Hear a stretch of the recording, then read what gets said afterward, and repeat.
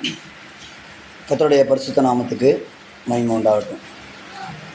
கிறிஸ்துவின் மணவாட்டி அப்படிங்கிறதான தலைப்பில் நம்ம தொடர்ந்து சத்தியங்களை தியானிச்சுட்டு வரோம். கிறிஸ்துவின் மணவாட்டி, இயேசுவுக்கு நம்ம எல்லாரும் ஒரு மணவாட்டியாக மாறுறோம். அதுதான் வெளிப்படுத்தல் யோவான் தரிசனத்தில் பார்க்குறாரு. வெளிப்படுத்தல் 21வது அதிகாரம் 2வது வசனத்தில் யோவான் தரிசனத்தில் பார்க்குறார். என்ன பார்க்குறார்? பரலோகத்தை விட்டு தன் புருஷனுக்காக அலங்கரிக்கப்பட்ட மணவாட்டியைப் போல புதிய எருசலேமாகிய சபை பரலோகத்திலிருந்து இறங்கி வருகிறதாக அவர் பார்க்கிறான்னு சொல்லி நம்ம அங்கே படிக்கிறோம். மணவாட்டியை போல புருஷனுக்காக அலங்கரிக்கப்பட்ட மணவாட்டி மனைவியாக பரலோகத்திலிருந்து இறங்கி வருது. அப்போ மணவாட்டி சபையாக நம்ம மாற வேண்டும். அதுக்கு நம்ம என்ன பண்ணுறது அப்படிங்கிற சத்தியத்தை தான் நம்ம என்ன செய்கிறோம், படிச்சுட்டு வரோம். உபாகமம் 21வது அதிகாரம் 10, 11, 12, 9, 10, 11, 12 ಧರ್ಮೋಪದೇಶ ಕಾಂಡ 21ನೇ ಅಧ್ಯಾಯ 10, 11, 12, 13 கரெக்டு. இந்த 4 வசனத்தில் கிறிஸ்துவுக்கு நம்ம எப்படி ஒரு மணவாட்டியாக மாறுறது அப்படிங்கிற ஒரு சத்தியம் அங்கே எழுதப்பட்டிருக்கு. சத்துருக்களாக இருந்த நம்மை ஆண்டவர் அவருக்கு அடிமையாக, அவருக்கு சத்துருக்களாக, தேவனுக்கு அடிமைகளாக நம்மை மாட்டினார். சாத்தானுக்கு அடிமையாக இருந்தோம், பாவத்துக்கு அடிமையாக இருந்தோம். அங்கேருந்து விடுதலையாக்கி கொண்டு வந்து நீதிக்கு அடிமையாக, தேவனுக்கு அடிமையாக நம்ம என்ன பண்ணியிருக்கிறார், மாற்றிருக்கிறார். அவருடைய இரத்தத்தினால நாம் மாற்றப்பட்டிருக்கிறோம். அப்படி மாற்றப்பட்ட ஒவ்வொருவரும் ஒரு ரூபவதியாய் மாற வேண்டியது அவசியம். எல்லாரும் ரூபவதியாக மாறுறதில்ல, ஒரு சிலர் தான், கொஞ்சம் பேர் தான் என்ன பண்ணுறாங்க, இந்த ரூபவதியாக மாறுறதுக்கு தங்களை ஒப்பு கொடுக்குறாங்க. எல்லாரும் மாறுறதில்லை, எல்லாரும் மணவாட்டியாக மாறுறதில்லை, எல்லாரும் கிறிஸ்தவ வாழ்க்கையில் தியாகம் பண்ணுறதுக்கு தங்களை ஒப்பு கொடுக்கறது இல்லை இல்லையா? ஃபாஸ்டிங் எடுங்க அப்படின்னா எல்லோரும் ஃபாஸ்டிங் எடுக்கிறாங்களா? இல்லை. ஒரு 7 நாள் ஃபாஸ்டிங் எடுங்க, எல்லோரும் சபையாக ஃபாஸ்டிங் எடுத்து நம்ம ஜோம் பண்ணோன்னா 7 நாள் சபை ஃபுல்லாக ஃபாஸ்டிங் எடுக்கிறாங்களா? இல்லை. சபையில் ஒரு 5 பேர் ஃபாஸ்டிங், நாங்கள் 7 நாள் எடுக்கிறோம். அடுத்து இருக்கிறவங்க நாங்கள் 3 நாள் எடுக்கிறோம், அடுத்து நாங்கள் 2 நாள் இருக்கிறோம். அப்படி சொல்லி குறைஞ்சிட்டு தான் வருது. அப்போ 7 நாள் பூர்ணமாக ஃபாஸ்டிங் எடுக்கிறவங்க யார்? கொஞ்சம் பேர். அவங்கள தான் ஏசாமி சொல்கிறார், அழைக்கப்பட்டவர்கள் அநேகர். எல்லாருக்குமே அனௌன்ஸ்மெண்ட் கொடுக்கப்பட்டது சபையில், எல்லோரும் ஃபாஸ்டிங் இருந்து ஜோம் பண்ணுவோம் 7 நாள் சொல்லி. ஆனால் அதில் தெரிந்து கொள்ளப்பட்டவர்கள் சிலர், 4 பேர் 5 பேர் தான் என்ன பண்ணாங்க, 7 நாள் நாங்கள் ஃபாஸ்டிங் எடுத்து ஜோம் பண்ணுறோம் சொல்லி ஒப்பு கொடுத்து வராங்க. அப்போ பரலோக ராஜ்யத்திற்கென்று அழைக்கப்பட்டவர்களும் அநேகர். எல்லாருக்குமே தெரிஞ்சிருக்குது பரலோகத்துக்கு போனோம், இயேசு வருவார், நம்ம பரலோகத்துக்கு போனோம் அப்படிங்கிறது எல்லா ஜனங்களுக்கும் தெரிஞ்சிருக்குது. ஆனால் பரலோகத்துக்கு போகிறதுக்காக ப்ரிப்பேர் ஆகிறவங்க, ஆயத்தப்படுறவங்க கொஞ்சம் பேர் தான். எல்லாரும் பரலோகத்துக்கு போகணும்னு சொல்லி என்ன பண்ணுறதில்ல, அதுக்காக என்ன பண்ணுறது, அதுக்கு ஒரு வாழ்க்கை இருக்குது, அந்த வாழ்க்கை எப்படி வாழ்கிறது அப்படிங்கிறத தேடி வர்றதில்லை. கொஞ்சம் பேர் தான் அதை தேடி வராங்க. அதனால தான் அங்கே உபாகமம் தர்மோபதேச காண்டா 21ನೇ அத்தியாய உபாகமம் 21வது அதிகாரம் 11வது வசனத்தில் படிக்கிறோம். அப்படி சிறைப்பிடிச்சு வர்ற ஒரு கூட்ட ஜனங்களில் ரூபவதியான ஒரு பெண்ணை கண்டு அப்படி சொல்லி எழுதப்பட்டிருக்கு. ஒருத்தரை கண்டு, அந்த ஒருத்தர் யார் அப்படின்னா நம்மளாக இருக்கணும். நம்ம தான் அப்படின்னு சொல்லலை, நம்மளாகவும் அந்த ஒரு பெண்ணாக இருக்கணும். சபை ஒரு பெண்ணுக்கு ஒப்பிட்டு பைபிளில் சொல்லப்பட்டிருக்கு. அதன் அடிப்படையாக தான் நம்ம என்ன செஞ்சுக்கிட்டு இருக்கிறோம், சத்தியத்தை படிச்சுட்டு வந்துக்கிட்டு இருக்கிறோம் இல்லையா? புதிய ஏற்பாட்டு சபை மணவாட்டி, அதாவது மணவாளன் கிறிஸ்து, மணவாட்டி சபை அப்படி சொல்லி நம்ம வசனங்கள் படிக்கிறோம். எபேசியர் 5வது அதிகாரத்துலலாம் படிக்கிறோம். கிறிஸ்து சபைக்கு தலையாக இருக்கிறது போல மனைவிக்கு புருஷனும் தலையாக இருக்கிறார் அப்படி சொல்லி சபையும் கிறிஸ்துவும் மனைவியும் புருஷனும் சொல்லி எபேசியர் 5வது அதிகாரத்தில் அப்படியே கம்பாரிசன் எழுதப்பட்டிருக்கு. கர்த்தருக்கு ஸ்தோத்திரம். அப்போ இப்போ நம்ம நிறைய பேரில் ஒருத்தர் தான், ஒரே ஒரு சபை தான் எடுத்துக்கொள்ளப்படுது. அந்த ஒரு சபையில் நம்ம ஒரு ஆளாக மெம்பராக இருக்கணும். அந்த சபை எந்த சபைங்கிறது இதுக்கு முன்னால் நம்ம படித்தோம். எபேசியர் 5:27 படித்தோம். ಕಲಂಗ ಸುಕ್ಕು ಮೊದಲಾನದು ಏನು ಇಲ್ಲದೆ ಪರಿಶುದ್ಧವಾದ ಒಂದು ಸಭೆಯಾಗಿ ತಮ್ಮ ಮುಂದೆ ನಿಲ್ಲಿಸಿಕೊಳ್ಳುವುದಕ್ಕೆ ದೇವರು ತಮ್ಮನ್ನು ತಾನೇ ನಮಗಾಗಿ ಒಪ್ಪಿಸಿಕೊಟ್ಟನು ಅಂತ ಬರೆಯಲ್ಪಟ್ಟಿದೆ. ಎಬೇಸಿಯರ್ 5ನೇ ಅಧ್ಯಾಯ 27ನೇ ವಾಕ್ಯ, 5வது அதிகாரம் 27 வசனம். அப்போ ஆண்டவர் இயேசுசாமி பரிசுத்தமும் பிழையற்றதுமான ஒரு சபையாக அவருக்கு முன்னால் நிறுத்துறதுக்காக இயேசுசாமி தம்மை ஒப்பு கொடுத்தார்.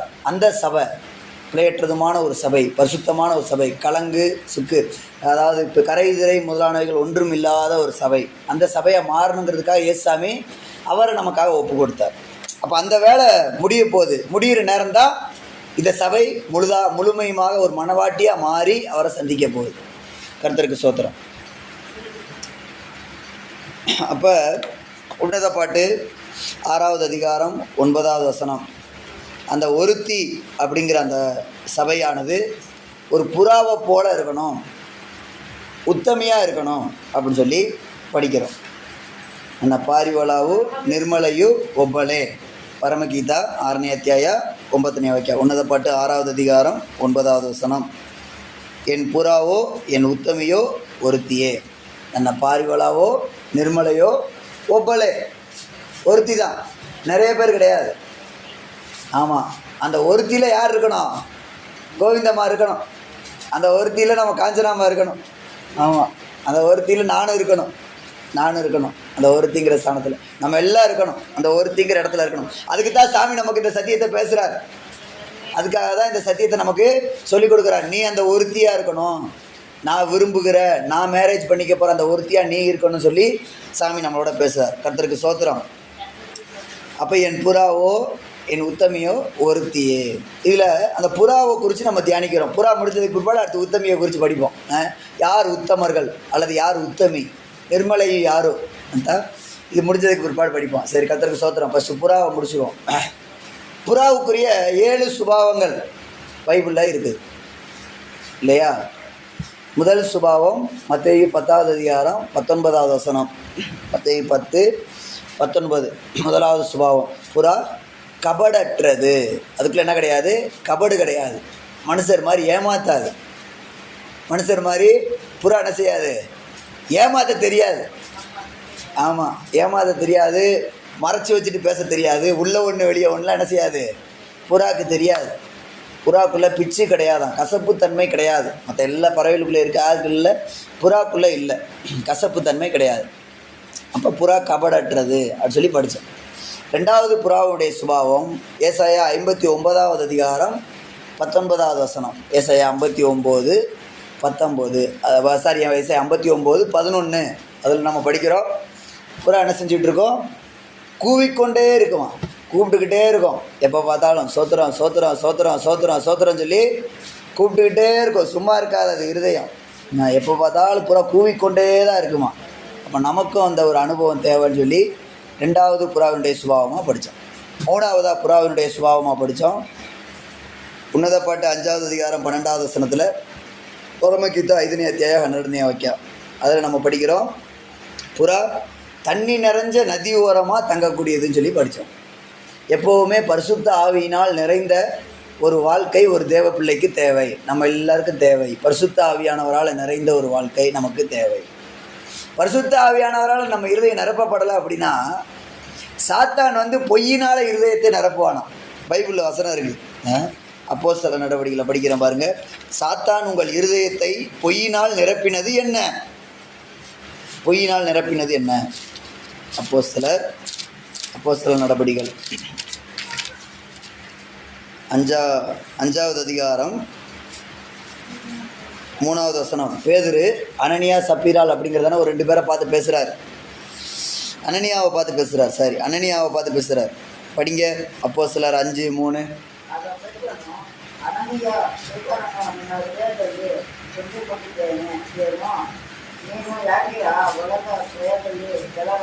இல்லை, ಹೃದಯದಲ್ಲಿ ಏನು ತುಂಬಿದೆ? ಏನು என்னது? ஃபஸ்ட்லேருந்து படிங்க. அனனியாவே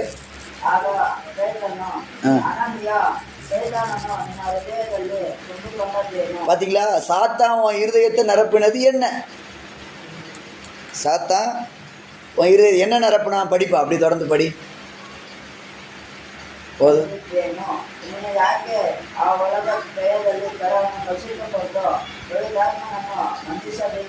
ಪವಿತ್ರಾತ್ಮನನ್ನು ವಂಚಿಸಬೇಕೆಂದು ಸಾತಾನು ನಿನ್ನ ಹೃದಯವನ್ನು ತುಂಬಿಸದು ಏನೋ? பரிசுத்த ஆவிக்கிட்ட பொய் சொல்லும்படிக்கு சாத்தான் உன் இருதயத்தை நிரப்புனது என்ன நிரப்பிட்டான்? சாத்தா கொண்டு வந்து பொய்யை நிரப்பிட்டான் இருதயத்தில். பார்த்தீங்களா? அப்போ இருதயம் பரிசுத்த ஆவியினால் நிரம்பலை அப்படின்னா இருதயம் எதில் நிரம்பிடுது? பொய் சொல்கிறதுல நிரம்பிடுது. சாத்தா வந்து பொய்யினால் இருதயத்தை நிரப்பிடுறான். இருதயம் ஃபில் ஆயிடுது. எப்படியோ ஃபில் ஆயிடுது. பொய் சொல்கிறதுக்காக இருதயம் ஃபில் ஆயிடுது. கர்த்தருக்கு ஸ்தோத்திரம்.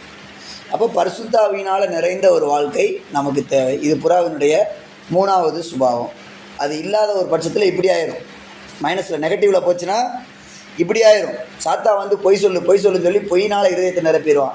அதனால தான் என்ன செய்யணும் அப்படின்னா, பாட்டு பாடும் பொழுது, ஆவியில் நிறையும் பொழுது, பாட்டு பாடி நம்ம ஆவிக்குள்ளாகும் பொழுது நல்லா கைகளை தட்டி அந்நிய பாஷையில் பேசி ஆவியானவருக்கு நம்ம ஒப்பு கொடுக்க வேணும். அப்போ தான் இருதயம் ஃபில் ஆகும்.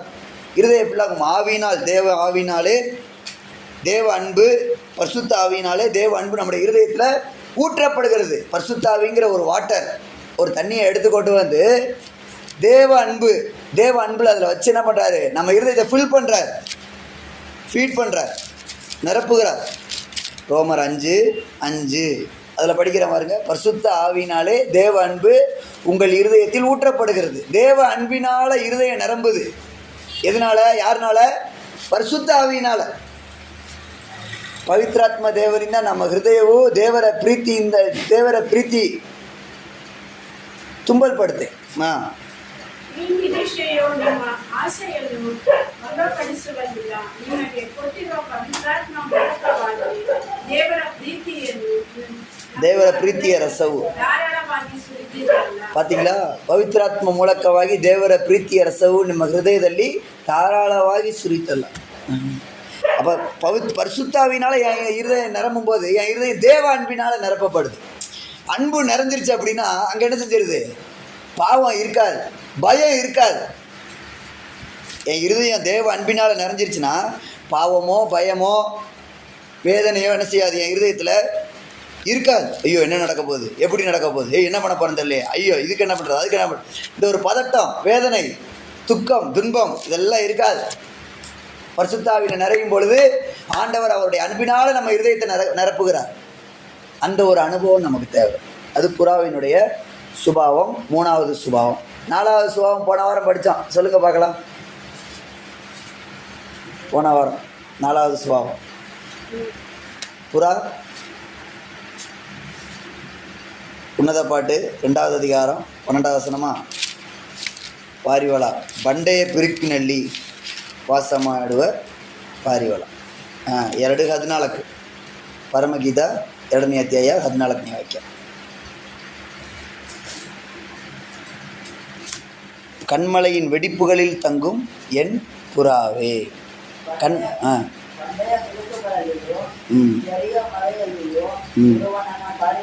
போதும். பார்த்தீங்களா? பண்டைய பிருக்கினல்லி இருவ பாரிவளாவே. கண்மலையின் வெடிப்பில் தங்கக்கூடிய என் புறாவே, என் புறாவே. அப்போ நம்ம அந்த அந்த அந்த அந்த ஸ்பேஸில் நம்ம இருக்கணும். எங்கே? இயேசுவின் மரணத்தில் நம்ம இருக்கணும். இயேசுவின் மரணத்தை நினைவு கூறணும். இந்த வாரம் நினைவு கூர்ந்தீங்களா? எத்தனை பேர் கம்யூனியன் எடுத்தீங்க? கர்த்தனை போஜனா அக்கௌண்ட்ரா இவாரா எடுத்தோம். நீங்கள் எடுக்கலையா இந்த வாரம் கம்யூனியன்? அதான் இயேசுவின் மரணத்தை நினைவு கூறுறது. இயேசுவின் மரணத்தை நினைவு கூறுறது. சரி. பண்டைய பிருக்கினல்லி கண்மலையின் வெடிப்புகளில் தங்குகிற என் புறாவே. அப்போ அந்த ஒரு வாழ்க்கை, இயேசுவின் மரணத்துக்குள்ளே இருக்கிற அந்த ஒரு வாழ்க்கை நமக்கு தேவை. இதை தான் போன வாரம் பைபிள் ஸ்டடியில் நம்ம படித்தோம். இந்த வாரம் இந்த புறா என்ன செய்யாதான்? அசுத்தத்து மேலே உட்காராதான். அருவருப்பானது மேலே போய் என்ன செய்யாது? உட்காராது, ரெஸ்ட் எடுக்காது. நல்லா சொல்லணும்னா அருவருப்பானது அசுத்தமானது அது மேலே போயிட்டு இந்த புறா என்ன செய்யாது? ரெஸ்ட் எடுக்காது. ஆதியாகமத்தில் நோவாவினுடைய நாட்களில் நோவாவோட நாட்களில் என்ன நடந்துச்சு? ஆண்டவர் மழையை அனுப்பி பூமியெல்லாம் அழிச்சிட்டார். இப்போ பேலை எங்கே இருக்குது? அரராத்துங்கிறதான ஒரு மலை மேலே போய் நிற்கிது. இப்போ அங்கே இருக்கும்போது பூமியில் தண்ணியெலாம் ட்ரை ஆயிடுச்சா அப்படின்னு பார்க்கறதுக்காக நோவா என்ன பண்ணுறாரு? வெளியே ஒரு புறாவை அனுப்புனார். புறா போயிட்டு வந்துச்சா வரலையா? வந்துச்சா? எத்தனை நாள் கழிச்சு வந்துச்சு?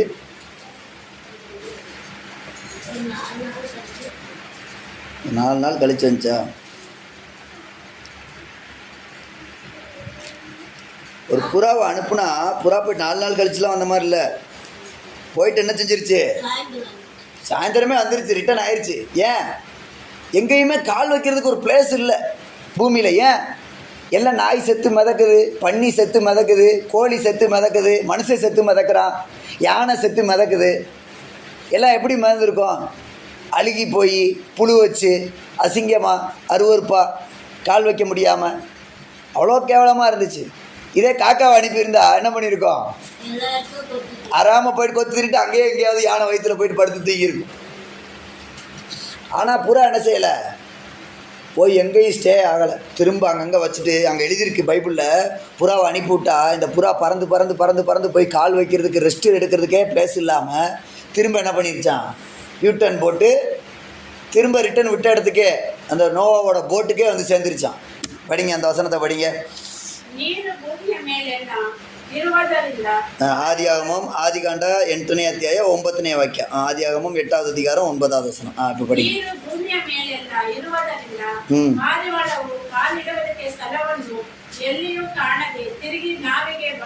பார்த்தீங்களா? பூமியில் எங்கேயும் கால் வைக்கிறதுக்கு இடம் இல்லைன்னு சொல்லிட்டு அங்கங்கே சுற்றிட்டு எங்கே வந்துருச்சு? ரிட்டர்னு வாபஸு நேராக இருந்த இடத்துக்கு போட்டுக்கே பேழைக்கே வந்துருச்சு. எங்கேருந்து விட்டாங்களோ அங்கேயே வந்துருச்சு. நம்ம தான் பாரிவலா, நம்ம தான். இப்போ இங்கேருந்து என்ன அனுப்புகிறாங்கன்னு வச்சுக்கோங்களேன். இங்கேருந்து நம்ம போகிறோம், புறப்பட்டு போகிறோம். போனால் எங்கேனாலும் போய் எப்படி பண்ணாலும் போய் என்ன பண்ணிக்கலாம், நம்ம இஷ்டத்துக்கு இருந்துக்கலாம். பாஸ்டரம்மாவோ இல்லை வேறு யாரோ இல்லை சர்ச்சுக்காங்களோ என்ன பின்னாலேயே வந்தால் பார்க்குறாங்க. இமானுவேல் பாஸ்டர் என்ன பண்ணுறாரு, இங்கே போகிறாரு அங்கே போகிறாரு, யார்கிட்ட பேசுகிறாரு, என்ன பண்ணுறாரு, பின்னால் அது பார்க்குறாங்களா? இல்லை. இங்கேருந்து போயிட்டு ரோட்டில் இருக்கிற ஒரு தேட்டரில் டிக்கெட் எடுத்துகிட்டு உள்ளே போய் ஆறாமல் படம் பார்த்துட்டு வந்தால் யாருக்கு தெரிய போகுது? தெரியுமா யாருக்காவது? நான் போய் படம் பார்த்துட்டு வந்தேங்கிறது யாருக்காவது தெரியுமா? தெரியாது. அப்போ இருக்கலாம். அப்படியே போயிட்டு சரி இங்கனக்குள்ளே டாஸ்மாகில் போனால் தான் இப்போ யாராவது கண்டுபிடிச்சிடலாம். நம்ம என்ன பண்ணிடலாம், இங்கிட்டிருந்து ஒரு 4-5 ஸ்டாப் தள்ளி அரிக்கரை போய் அங்கே ஒரு டாஸ்மாகில் பிடிச்சிட்டு என்ன பண்ணிடலாம், சத்தம் இல்லாமல் வந்துடலாம். யாருக்கு தெரிய போகுது? தெரிய போகுதா? யாருக்கு தெரியாது. அப்போ பாவம் பண்ணலாம், தப்பு பண்ணலாம்.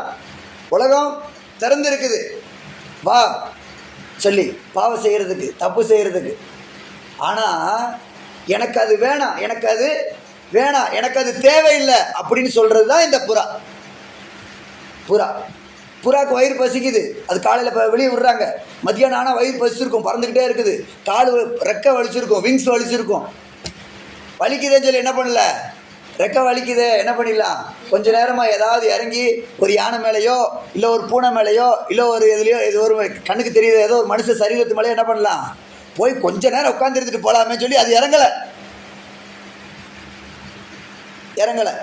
இப்போ நீங்களாம் ரூம்லேயே உட்காந்துருக்குறீங்க, சும்மாவே பேசாமல் உட்காந்துருக்குறீங்க. அப்போ என்ன ஆகுது சொல்லுங்கள்? யாருமே பேச மாட்டேங்கிறீங்க ரூமில். அப்போ ஒரு அம்மாக்குள்ளே என்ன பண்ணோம், மண்டையில் ஓட ஆரம்பிக்கும். ஏய் இந்த சண்டே அது நடந்துச்சுல, அதை பேசு, சும்மா இருக்காத. உடனே என்ன பண்ணிடுவோம், போன வாரம் பார்த்தீங்களா ஞாயிற்றுக்கிழமை இந்த மஞ்சுளா சிஸ்டர் அப்படி பண்ணி விட்டுருச்சு சொல்லி மஞ்சுளா சிஸ்டர் திருச்சி என்ன பண்ணுவோம், ஒரு ஓட்டு. போன வாரம் பார்த்தீங்களா இந்த காஞ்சனாமா அப்படி பண்ணிருச்சான். இதெல்லாம் என்னது இந்த புறாக்கு ரெஸ்ட் எடுக்கிறதுக்கு ஒரு பிளேஸ். எதையாவது ஒன்று பேசணும். இப்போ சோத்திரம் பண்ணுறது இல்லை, ஜெபம் பண்ணுறது இல்லை, ஆனால் என்ன பண்ணலாம், எதையாவது ஒன்று இப்போ பேசணும். அதில் போய் உட்காந்து ரெஸ்ட் எடுக்கிறது, வெட்டி கதை பேசி அதில் போய் இளைப்பாருது புறா. அதில் ஒரு நிம்மதி. அப்போ ஆனால் அவங்களை குறித்து பேசுனா அது ஒரு டைம் பாஸ், அது ஒரு நிம்மதி. இப்போ அந்த புறா வந்து பாருங்கள், கால் வைக்கிறதுக்கு இடம் இல்லைனாலும் எங்கேயும் என்ன பண்ணுறதில்ல, இறங்குறதில்ல. எங்கேயும் இறங்கி ரெஸ்ட் எடுக்கிறது இல்லை, எங்கேயும் இறங்கி தங்குறது இல்லை. நம்ம பசங்களாம் இப்போ லீவ் வீட்டுக்கு போயிருக்கிறாங்க. என்ன இங்கே இருக்கிற வரைக்கும் என்ன இல்லை, ஒரு மூவி இல்லை, ஒரு சினிமா பாட்டு இல்லை, ஒன்றுமே பார்க்க முடியல. இப்போ எல்லாம் எங்கே போயிருக்கிறா, இப்போ எல்லாம் வெளியே பறந்து போயிருக்கிறாங்க. இப்போ எல்லாம் போயிட்டு என்ன பண்ணியிருப்பா, ஃபஸ்ட்டு போன உடனே போடு வந்த புது படம்லாம் போடு வீட்டில் டிவியில். புது படம்லாம் எனக்கு போட்டு காமி, புதுசாக வந்த பாட்டுலாம் போடு. இந்த நாளைக்கு நம்ம கோவில் வீட்டுக்கு போனான்னு என்ன பண்ணுவான், ஏ அப்பா இவ்வளோ நாளா அதான் டிவி இல்லை, ஆனால் பார்க்கு உங்கள் அக்காவே உனக்கு இன்ட்ரெஸ்ட் கொடுத்துருவான். ஏய் இந்தாடா ஒன்று மட்டும் போடா டேய் பார்த்துக்கலாம். ஆகா இவ்வளோ நாள் விட்டுருந்தேன்ப்பா சாமி கொடு. ஃபஸ்ட்டு உங்கள் அக்காவே இங்கேருந்து போனால எப்படி இருந்திருப்பான்னு நினைக்கிறேன். அதே தான் ஆசை உள்ளக்கையே பெருகி பெருகி பெருகி எப்போ எப்போ எப்போ எப்போ எப்போ எனக்கு கிடைக்கும், எப்போ எப்போ எப்போ இங்கேருந்து விட்ட உடனே போதும், அவ்வளோதான். அன்னைக்கு நோவா பேழையை திறந்து அந்த புறாவை விட்டதுக்கு பதிலாக ஒரு காக்காவை வெளியே விட்டுருந்தா ஆறாமல் போயிட்டு எங்கேயோ ஒரு இடத்துல போயிட்டு ஏதோ ஒன்று மனுஷ மூளையை சாப்பிட்டோ என்னத்தையோ சாப்பிட்டு வெளியில் அது பாட்டுக்கு ஆறாமல் அப்படியே தங்கியிருந்துருக்கும், வந்திருக்கவே வந்திருக்காது காக்காவாணி. படிங்க அது படிங்க. காக்கா விட்டாங்க வரல, எங்கே படிங்க. ஏதோ ஒரு ரசத்தில் இல்லை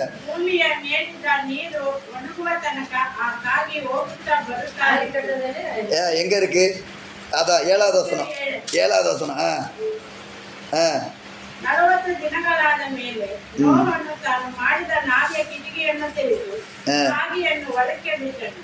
ಭೂಮಿಯ ಮೇಲಿದ್ದ ನೀರು ಒಣಗುವ ತನಕ ಆ ಕಾಗೆ ಹೋಗುತ್ತಾ ಬರುತ್ತಾ ಇತ್ತು. எப்படி இது வந்து ஆமாம் வெளியே வரும் போகும், வெளியே வரும் போகும். காக்கா நம்ம காக்காவை இருக்கக்கூடாது. அங்கே என் புறாவோ நன்ன பாரிவளாவோ ஒப்பலேன்னு தான் சொல்லியிருக்கு, நன்ன காகே ஒப்பலே அப்படி சொல்லலை. அப்போ காக்காவாக இருக்கக்கூடாது. காக்கா என்ன செய்யணும், போய் ரெஸ்ட் எடுக்குது, அதுக்கு கால் ஊன இடம் இருக்குது. ஆனால் புறாக்கு கால் ஊன இடம் கிடையாது, அதனால சுற்றிட்டு ரவுண்ட் எடுத்து திரும்ப வந்துருச்சு. இந்த காக்காவுக்கு போயினா என்ன பண்ணுறது, அங்கே போனோன்னா ஒரு பூனை செத்து கிடக்கும், அடுத்து கொஞ்சம் தள்ளி போனால் ஒரு எலி கிடக்கும், அங்கிட்டு தள்ளி போனால் ஒரு பெருச்சாலி கிடக்கும், ஏதோ ஒன்று செத்த அசுத்தம் அருவறுப்பு இதெல்லாம் கிடக்குது, அதெல்லாம் எடுத்துக்கிறது அது காக்கா. அது போய் உட்காந்து ரெஸ்ட் எடுக்குது. ஆனால் ஒரு தேவ பிள்ளைக்கு இந்த பூமியின் மேலே என்ன இல்லை என்ன இல்லை என்ன இல்லை நமக்கு ஒரு ரெஸ்ட்டு கிடையாது. ஒரு பாவத்தின் மேலே நம்ம இளைப்பாறக்கூடாது, அசுத்தத்தின் மேலே அருவறுப்பு மேலே நம்ம போகக்கூடாது. நம்ம அசுத்தம் வேணாம். ஆண்டவர் எதுக்கு அழைச்சார் தெரியுமா? நம்மளை எதுக்கு அழைச்சார்? அசுத்தத்தில் இருக்கிறதுக்கா? பரிசுத்தத்தில் இருக்கிறதுக்காக அழைச்சார். எங்கே இருக்குது வசனம்?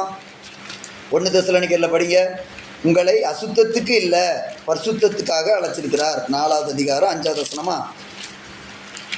1 தெசலோனிக்கேயர் ಪತ್ರಿಕೆ 4ನೇ ಅಧ್ಯಾಯ 3ನೇ ವಾಕ್ಯ.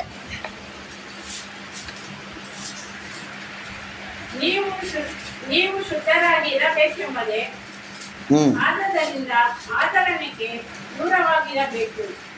ನೀವು ಸುತ್ತವಾಗಿರ್ಬೇಕೆಂಬುದೇ ದೇವರ ಚಿತ್ತ ಇದೆಯಾ? 7வது ವಚನ படிங்க.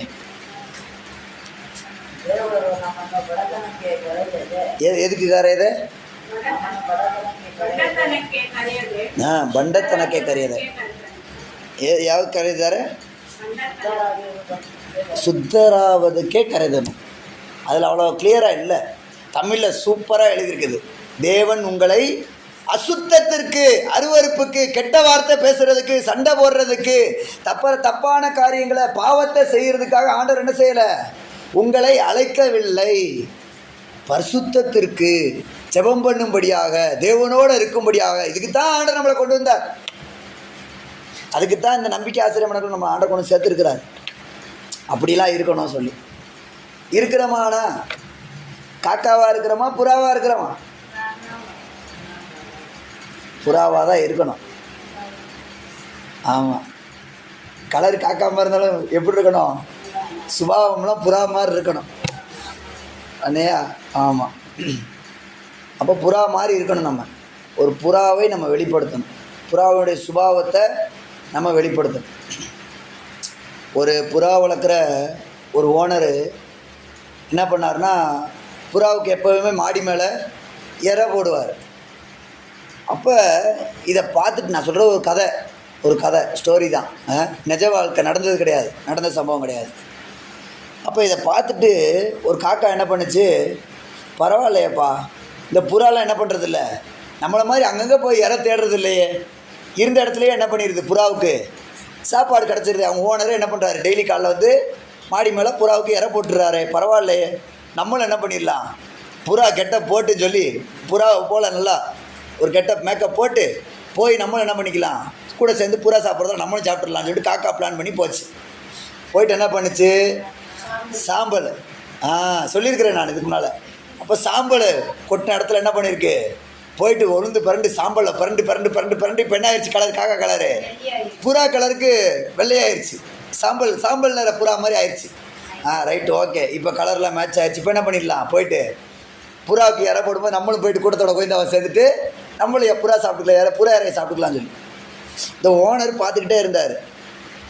இது மட்டும் வித்தியாசமாக இருக்குது, இது காக்காவா புறாவான்னு தெரியலையே சொல்லி கொஞ்சம் கவனிச்சார்.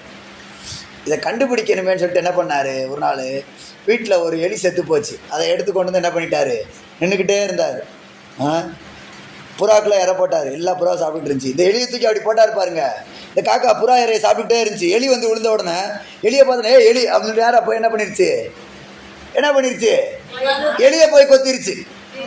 எலியை போய் கொத்தின உடனே என்ன பண்ணிட்டாரு, பாத்தியா நீ தானே புறா, நீ காக்கா தானே சொல்லிட்டு தூக்கி கம்பை வச்சு ஒரே அடி, சோழி முடிஞ்சு போச்சு. அதனால் காக்கா வேஷம் போட்டு நான் இந்த கதையை ஸ்டோரி எதுக்கு சொல்லுவேன் தெரியுமா, காக்கா வேஷம் போட்டு இந்த கிறிஸ்தவ வாழ்க்கைக்குள்ளே நம்ம இருக்க முடியாது. அதனால தான் இன்றைக்கி அநேகர் கிறிஸ்தவத்தை விட்டு பின்வாங்கி போகிறது, கிறிஸ்தவ வேணான்னு சொல்லிட்டு போகிறது, பாஸ்டர்ஸ் அநேகர் எனக்கு ஊழியம் வேணாம்னு சொல்லிட்டு ஓடுறது. இதெல்லாம் ரீசன் என்ன தெரியுமா, இந்த காக்கா சாம்பலில் புரண்டு வந்து என்ன பண்ணுது, புறா சாப்பாடை சாப்பிட்டுட்டு இருக்கு. ஆகாது, வேலைக்கு ஆகாது. ஒரு நாள் வரும், எலி வரும், செத்த எலி வரும். இந்த புறா காக்கா என்ன பண்ணும், அதை போய் தொடுறதுக்கு போகும். மேலேருந்து ஆண்டவர் ஒரு அடி அடிப்பார், அவ்வளோதான் முடிஞ்சு போச்சு. கிறிஸ்தவ வாழ்க்கை எடுத்து அவங்க பண்ண முடியாது, கிறிஸ்தவத்துக்குள்ளே இருக்க முடியாது. அப்போ அந்த புறாவினுடைய சாப்பாடு அது புறாவுக்கு தான். நான் ஒரு புறா அப்படின்னா எனக்கு என்னது, இந்த வசனமெல்லாம் எனக்கு ஜீரணம் ஆகும், எனக்கு ஏற்றுக்கும் முடியும், இந்த சத்தியத்தின்படி என்னால் வாழ முடியும்னு சொல்லி நம்முடைய மனது, நமக்குள்ளே இருக்கிற ஆவியானவர் சொல்லுவார். சத்தியத்தை கேட்கும்போது நம்ம ஒரு புறாவாக இருந்தா, நம்ம ஒரு காக்காவாக இருந்தால் இதெல்லாம் என்ன, இப்படி ஏன் வாழணும், இப்படி ஒரு வாழ்க்கை தேவையா, நல்ல உலகத்தை என்ஜாய் பண்ணுறதை விட்டுட்டு இப்படிலாம் நம்ம இருக்கணுமா, இது வேணாம் அது வேணான்னு சொல்லிட்டு இப்படிலாம் இருக்கணுமா, வெறுத்த ஒரு வாழ்க்கை தேவையா, இப்படி சொல்லி எதிர்த்து நிற்கும். அப்போ என்ன பண்ணுவோம், ஒரு நாள் ஒரு பாவம் வரும்போதோ, பிரச்சனை வரும்போதோ, சூழ்நிலை வரும்போதோ அதை கொத்துறதுக்கு போவோம். அங்கேயோட ஆவியானவர் தேவன் எல்லாம் நம்மளை விட்டு பிரிஞ்சு போயிடுவோம். இப்போ வேதத்திலேருந்து 2-3 உதாரணங்கள் படிக்கலாமா. புறாவாக இருந்தவங்க யார், காக்காவாக இருந்தவங்க யார் அப்படி சொல்லி, சவுல் ராஜா அவர் வந்து ஸ்டார்டிங்கில் நல்லா இருந்தார். ஆண்டவர் என்ன சொல்கிறாரோ அதுதான் பண்ணுவார், தேவ கட்டளை என்னவோ அதுதான் செஞ்சுக்கிட்டு வந்தார். ஆனால் அவர் எப்போ ஒரு காக்காவாக மாறினார் அப்படின்னா, கீழ்ப்படியாமல் காட்டினார். எப்போ, ஒரு யுத்தத்துக்கு போகிறதுக்கு முன்னால் ஒரு ஆசாரியன் வந்து என்ன செய்யணும், பலி செலுத்தணும். செலுத்தினதுக்கு பிற்பாடு தான் அந்த ராஜா என்ன பண்ணணும், யுத்தத்துக்கு போகணும். ஆசாரியனோ தீர்க்கதரிசியோ வந்து அந்த ராஜாவுக்கு முன்னால் பலி செலுத்துறதுக்கு பிற்பாடு தான் போகணும். அப்போ ஒரு சந்தர்ப்பத்தில் என்னாச்சு அப்படின்னா, பெலிஸ்தர் யுத்தத்துக்கு வராங்க. இப்போ இந்த சவுல் ராஜா என்ன பண்ணுறாரு, பலி செலுத்தணும். கூட இருக்கிற ஜனங்கள் என்ன பண்ணுறாங்க, பெலிஸ்தர் வந்துட்டாங்க, இந்தா நெருங்கிட்டாங்க, இந்தா இப்போ வரப்போகிறாங்க, இந்தா பக்கத்தில் நிற்கிறாங்க, என்ன செய்ய போகிற, சீக்கிரமாக பலி செலுத்து. கூட இருக்கிற ஜனங்கள்லாம் ராஜாவை கீ கொடுக்குறாங்க. ராஜா யாருக்காக வெயிட் பண்ணுறாரு, சாமுவேல் தீர்க்கதரிசிக்காக வெயிட் பண்ணுறாரு. சாமுவேல் தீர்க்கதரிசி வந்து பலி செலுத்துறதுக்கு பிற்பாடு நம்ம என்ன செய்யணும், யுத்தம் பண்ணுறதுக்கு ஸ்டார்ட் பண்ணணும், யுத்தத்தை தொடங்கணும் அப்படின்னு சொல்லிட்டு ஸ்டார்ட் பண்ணிட்டு இருக்கிறாரு. ஆனால் ஆப்போசிட் பார்ட்டி என்ன பண்ணிட்டு இருக்கிறாங்க, சண்டைக்கு இந்த வந்துட்டோம், நாங்கள் ரெடியாக நிற்கிறோம், இந்த பாரு இப்போ நான் குத்தா போகிற மாதிரி அவன் ரெடியாக நின்றுக்கிட்டு இருக்கிறான். இப்போ ஆப்போசிட் பார்ட்டியை பார்க்குற இந்த சவுல் ராஜாவோட ஜனங்கள் எல்லாருமே பயம், ஐயோ என்ன செய்ய போகிறாங்க தெரியலையே, இப்போ நம்ம சாக போகிறோமே, நான் என்ன செய்ய போகிறேன், இனிமேல் ராஜா கூட நான் இருக்க மாட்டேன், நானும் கலந்துக்கிறேன், நான் யுத்தத்துக்கு வரல, ஆமாம் நானும் ராஜாவை விட்டு ஓடி போயிடுறேன். சில பேர் ஓடி போக ஆரம்பிச்சிட்டாங்க. இதை பார்த்தவன் ராஜாவுக்கு பயம் வந்துருச்சு, அட பாவீங்களா, பாதி பேர் ஓடி போயிட்டானா யார் சண்டை போடுறது, நான் அப்போ நான் தோற்று போயிடுவேனே. படிங்க 1 சாமுவேல் 13வது அதிகாரம் 11வது வசனம்.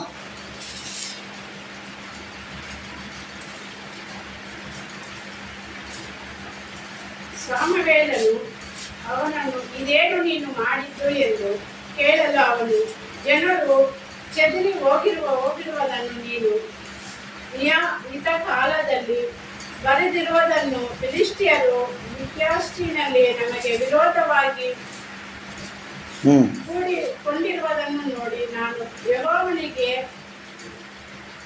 போதும். அதான் அதனால நான் பலியிட்டேன் அப்படின்னு சொல்லி சொல்கிறார். நீர் செய்தது என்ன என்று சாமுவேல் கேட்டதற்கு சவுல், ஜனங்கள் என்னை விட்டு சிதறி போகிறார்கள். அடுத்து, குறித்த நாட்களின் திட்டத்திலே நீர் வரவில்லை, பெலிஸ்தர் மிக்மாசிலே கூடி வந்து விட்டார்கள்.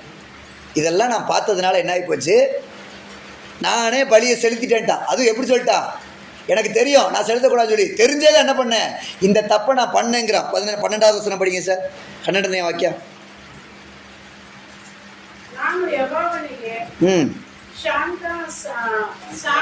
ಶಾಂತ ಅರ್ಪಣೆಯನ್ನು ಸಲ್ಲಿಸುವುದಕ್ಕಿಂತ ಮೊದಲೇ ಫಿಲಿಷ್ಟಿಯರು ಗಿಲ್ಯಾದಿಗೆ ಬಂದು ನನ್ನ ಮೇಲೆ ಬಿದ್ದಾರೆಂದು ಭಯಪಟ್ಟು ಸರ್ವಾಂಗ ಹೋಮವನ್ನು ಸಮರ್ಪಿಸುವುದಕ್ಕೆ ಮುಂಗಡೆನು ಅಂದರು. ಆಗ ಸಾಮುವೇಲನು, ನೀನು ಬುದ್ಧಿಹೀನ ಕಾರ್ಯವನ್ನು போதும். பார்த்தீங்களா, இங்கே தான் வந்து சவுல் என்ன பண்ணிட்டாரு, தப்பு பண்ணிட்டாரு. ஆண்டவர் சொன்ன அந்த வார்த்தையை மீறி பாவம்னு சொல்லி தெரிஞ்சும் என்ன பண்ணிட்டாரு, அவர் பாவம் பண்ணார். பாவம்னு சொல்லி தெரிஞ்சும் அதை பாவம் பண்ணார். இங்கே தான் புறாவாக இருந்த சவுல் என்னவா மாறினார், காக்காவாக மாறினார். காக்கா புறாவாக மாறல, இங்கே புறா காக்காவாக மாறிடுச்சு. அதோட முடிஞ்சு போச்சு. ஆவியானவர் என்ன பண்ணிட்டாரு, சவுலை விட்டு நீங்கி விட்டார் இதற்கு பின்னால். அதுக்கப்புறம் அவர் மனஸ்தாபப்பட்டார், அழுதார். ஆனால் ஒன்றும் வேலைக்கு ஆகலை. கர்த்தருடைய ஆவியானவர் சவுலை விட்டு நீங்கினார். 1 சாமுவேல் 16:14 படிக்கிறோம். சவுல் மேலே கர்த்தருடைய ஆவியானவர் இல்லை. கர்த்தரால் வரவிடப்பட்ட ஒரு பொல்லாத ஆவி சவுல் மேலே இருந்து அவரை கலங்க பண்ணினது, அவரை பயமுறுத்தினது. படிங்க. ದೇವರಿಂದ ಬಂದ ದುರಾತ್ಮವು ನಿನ್ನನ್ನು ಪೀಡಿಸುತ್ತಾ ಇದೆ. ಸ್ವಾಮಿ ಅಪ್ಪಣೆ ಆಗಲಿ, ನಿನ್ನ ಸನ್ನಿಧಿಯಲ್ಲಿ ನಿಂತಿರುವ ನಿನ್ನ ಸೇವಕರಾದ 14 ನಿನ್ನ ಸೇವಕರಾದ ನಾವು ಹೋಗಿ ತಿನ್ನಾಡಿ ಬಾಯಿ. இல்லை அதுக்கு முன்னால் படிங்க. 16 கர்த்தருடைய ஆவி சவுலை விட்டு நீங்கினார். 14 ದೇವರಿಂದ ಬಂದ ದುರಾತ್ಮವು ಯೆಹೋವನ ಆತ್ಮವು ಸೌಲನನ್ನು ಬಿಟ್ಟು ಹೋಯಿತು. பார்த்தீங்களா, அவ்வளோதான். புறா இல்லை. புறா என்னதுதான், பரிசுத்த ஆவியானவர் புறா ரூபம் கொண்டு இயேசுவின் மேலே வந்து இறங்கினார் இல்லையா? வந்து இறங்கினாரா? இயேசு ஞானஸ்நானம் எடுத்து கரையேறும்போது யோவான் என்ன சொன்னார், பரிசுத்த ஆவியானவர் புறா ரூபம் கொண்டு இயேசுவின் மேலே வந்து இறங்குறத நான் பார்க்குறேன்னு சொன்னார் ஞானஸ்நானம் கொடுத்தாள். அப்போ புறா பரிசுத்த ஆவியானவர் என்ன இல்லை, இப்போ யார்கிட்ட இல்லை, சவுல்கிட்ட இல்லை. புறாவே வெளியே போயிடுச்சு. கர்த்தருடைய ஆவியானவர் சவுலை விட்டு நீங்கினார். இனிமேல் புறா கேரக்டர் உள்ளே வராது, வெளியே போயிடுச்சு. அப்போ இதுக்கு காரணம் என்ன, பாவம்னு தெரிஞ்சும் இந்த சவுல் போய் என்ன பண்ணிட்டாரு, அதை துணிஞ்சு செஞ்சிட்டார். தெரிஞ்சே செஞ்சிட்டார், தெரிஞ்சே பாவத்தில் கமிட் ஆகிட்டார், நான் செஞ்சுக்கிறேன்னு சொல்லிட்டு. ஆனால் இந்த நாட்களில் ஆண்டவர் என்ன இல்லை, அந்த மாதிரி இல்லை. அன்னைக்கு பிடிச்ச மாதிரி ஆண்டவர் இன்னைக்கு இல்லை. நம்ம ஆண்டவருக்கு விரோதமாக நானும் சரி எவ்வளவோ பாவம் பண்ணுறோம், எவ்வளவோ காரியம் தெரிஞ்சே என்ன பண்ணுறோம், வேறு வழி இல்லாமல் சூழ்நிலை நிமித்தமாக கமிட் ஆகிட்டோம், பாவம் செஞ்சிடுறோம். ஆனால் அதுக்கு பிற்பாடு ஆண்டவர் அன்னைக்கு சவுல்கிட்ட இருந்த மாதிரி நம்மளை விட்டு விலகிறாரா? இல்லை. ஏன் தெரியுமா, இது கிருபையின் காலம். இது கிருபையின் காலம். ஆண்டவர் கிருபையாக இருக்கிறார், இரக்கமாக இருக்கிறார் நம்ம மேலே. அதனால சாமி என்ன பண்ணுறாரு, நீங்கள் கெட்ட வார்த்தை பேசினாலும் சண்டை போட்டாலோ கோவப்பட்டாலோ என்ன பண்ணுறாரு, வெயிட் அண்ட் சி. அவர் பொறுத்திருந்து பார்த்து கொண்டே இருக்கிறார். ஆனால் ரொம்ப நாள் அப்படி இருக்க மாட்டேன்னு சொல்லியிருக்கிறார் பைபிள்லேயே. நீ நினைக்கிற மாதிரி, நீ இருக்கிற மாதிரி என்ன செய்ய மாட்டேன், நானும் அப்படியே பொறுமையாக பொறுத்து போவேன்னு சொல்லி நினைக்காத. 50வது சங்கீதம் 21வது வசனம். நீ இதெல்லாம் செய்கிறப்ப நீ எப்படி மௌனமாக இருக்கிறியோ, சைலண்ட்டாக செஞ்சுட்டு போயிட்டே இருக்கிறியோ, அதே மாதிரி நானும் உன் விஷயம் எல்லாத்துலேயும் சைலண்ட்டாக இருப்பேன்னு சொல்லி நினைக்காத. நானும் ஒரு நாள் ரைட் எடுப்பேன், நானும் ஒரு நாள் உன்னை நியாயம் தீர்ப்பேன், நானும் ஒரு நாள் கோபப்படுவேன். அந்த நாளில் நீ எனக்கு முன்னால் நிற்க முடியாதுன்னு சொல்லி சாமி சொல்கிறார். படிங்க சங்கீதம் கீர்த்தனை 50:21. ನೀವು ಹೀಗೆ ಮಾಡಿದರೂ ನಾನು ಸುಮ್ಮನೆ ಇದ್ದುದರಿಂದ ದೇವರು ನಮ್ಮಂತವನೇ ಎಂದು ನೆನೆಸಿಕೊಂಡಿದ್ದೀರಿ. பார்த்தீங்களா, நீ இதெல்லாம் பண்ணிட்டு செய்கிறதெல்லாம் செஞ்சுட்டு ஆண்டவர் சைலண்டாக இருக்கிறதுனால என்ன பண்ணிடலாம், ஆண்டவர் சைலண்டாக இருக்கிறாரப்பா, நீ என்ன பண்ணலாம், நீ பாவம் நம்ம செய்யலாம்னு சொல்லி நீ நினைக்காத. அப்படி நான் இருக்க மாட்டேன். படிங்க அதே வசனத்தில். ಈಗಲಾದರೂ ನಾನು ಎಲ್ಲವನ್ನು ಇನ್ನು ಮುಂದೆ ವಿವರಿಸಿ ನಿಮ್ಮನ್ನು ಅಪರಾಧಿಗಳೆಂದು ಸ್ಥಾಪಿಸುವೆನು. பார்த்தீங்களா, நீ எனக்கு சாத்தானா இருக்கிற, சத்துருவா இருக்கிறங்கிறத ஒவ்வொரு காரியத்தையா உனக்கு முன்னால் கொண்டு வந்து நிப்பாட்டி நான் அதை ப்ரூவ் பண்ணுவேன்னு சொல்கிறார். இந்த வார்த்தையை நினச்சி நம்ம என்ன பண்ணணும்? ஹவுது சாமி, எனக்கு முன்னால் வந்துடாதீங்க ஏசப்பா. இதே தாவீது இன்னொரு இடத்துல சொல்கிறாரு, என்னோட பாவத்தை நீங்கள் பார்த்தீங்க அப்படின்னு நான் என்ன செய்ய மாட்டேன், இன்றைக்கி உங்கள் சன்னிதானத்தில் உங்களுக்கு முன்னால் நான் வந்திருக்கவே முடியாது சாமி. வசனம் எடுக்க முடியுமா? நீர் எங்கள் பாவத்தை 130 133 கீர்த்தனை. நீர் எங்களோட பாவத்தை பார்த்துருந்தா நாங்கள் என்ன செய்ய முடியாது, உங்கள் சமூகத்துக்கு முன்னால் வரவே முடியாது சாமி. உங்கள் சமூகத்துக்கு முன்னாலே வர முடியாது, உங்களுக்கு முன்னால் நிற்கவே முடியாது. யார் நிற்க முடியும்? படிங்க. ಕರ್ತನೇ ಯೆಹೋವೇ, ನೀನು ಪಾಪಗಳನ್ನು ಎಣಿಸುವುದಾದರೆ ಇನ್ನು ಮುಂದೆ ಯಾರು ನಿಂತಾರೋ? பார்த்தீங்களா, நீர் பாவத்தை கவுண்ட் பண்ணால் இல்லை யோசனையில் வச்சுருந்தா யார் உங்களுக்கு முன்னால் வந்து நிற்க முடியும்? ஒருத்தர் நிற்க முடியாது. ஆனால் ஆண்டவர் அப்படி செய்கிறதில்ல. அப்போ அந்த புறாவோட கேரக்டர் என்ன அப்படின்னா, பாவம்னு தெரிஞ்சிருச்சா என்ன செஞ்சிடும்? அருவருப்பு. எலி செத்து கிடக்குது, பெருசால் செத்து கிடக்குன்னா புறா என்ன செய்யாது? போய் உட்காந்து சாப்பிடாது. அதுக்கு எவ்வளோ பசி இருந்தாலும் போய் அது பக்கத்துலேயே நெருங்காது. அது பாட்டுக்கு யாரும் பறந்து போயிடும். பறந்து போயிட்டு வேற எங்கேயா தானியம் கிடைக்குதா, அரிசி கிடைக்குதா, கோதுமை கிடைக்குதான்னு சொல்லி பார்க்கறதுக்கு போயிடும். ரொம்ப பசிக்குது, என்ன பண்ணிடலாம், இந்த ஒரு எலியை மட்டும் சாப்பிட்டுக்கலாம், யார் பார்க்க போகிறா? அப்படிலாம் புறா உட்காந்து சாப்பிடாது. பாவம்னு தெரிஞ்ச பிற்பாடு நம்ம என்ன செய்யக்கூடாது, அதன் பக்கமாக போகக்கூடாது. அக்கஸ்மாத் அது மீறி நம்ம அப்படி போயிட்டோம்னா கூட என்ன செஞ்சிடணும், உடனே இருதையும் அடிக்கணும்.